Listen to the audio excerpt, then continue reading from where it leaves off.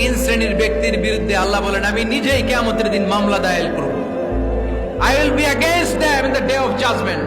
Three categories of people I will be against them in the day of judgment. তিন শ্রেণীর লোক কিয়ামতের দিন তারা ছাড় পাবে না। আল্লাহ বলেন আমি নিজেই তাদের বিরুদ্ধে মামলা দায়ের করব। এর মধ্যে এক শ্রেণীর লোক হচ্ছে রাজুলুন ইস্তাআজারা জিরান ফাস্তাউফা মিনহু ওয়া লাম ইয়াতি আজরা। একজন শ্রমিক ভাড়া করে তার কাছ থেকে কাজ নিয়েছে কিন্তু তার পারিশ্রমিক আদায় করে নাই। এরকম আছে না নাই? দাপট দেখায় ইউনিভার্সিটির ক্যান্টিন গুলোতে। ইউনিভার্সিটির ক্যান্টিনে যে খায় মাগার বিল দেয় না, এরকম টাকায় দাসরা নাই। চায়ের দোকানে চা খায় পরে দিমু বিল দেয় না, আছে না নাই? দোকানে যে পণ্য কিনে বিল দেয় না, পরে দিমু, আছে না নাই? কিয়ামতের দিন আল্লাহ তোরে মাস্তানি ছুটাবে, চিল্লা এখন ঠিক কিনা? আনা খাসমুহুম, আমি নিজেই তাদের বিরুদ্ধে মামলা দায়ের করব। কথাটা কার?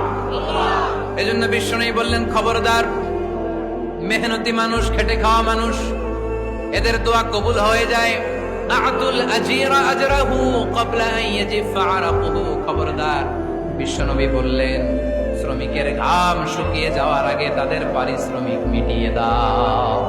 বিশ্বনবীর বিখ্যাত হাদিস, আতুল আজিরা আজরাহু ক্বাবলা আন ইয়াজিফা আরাকুহু। শ্রমিকের ঘাম মাটিতে লাগার আগে, শুকিয়ে যাওয়ার আগে তাদের পারিশ্রমিক মিটিয়ে দাও। কেননা তারা যদি বদদোয়া করে তোমার জীবনকে জাহান্নাম বানিয়ে দিবে কে?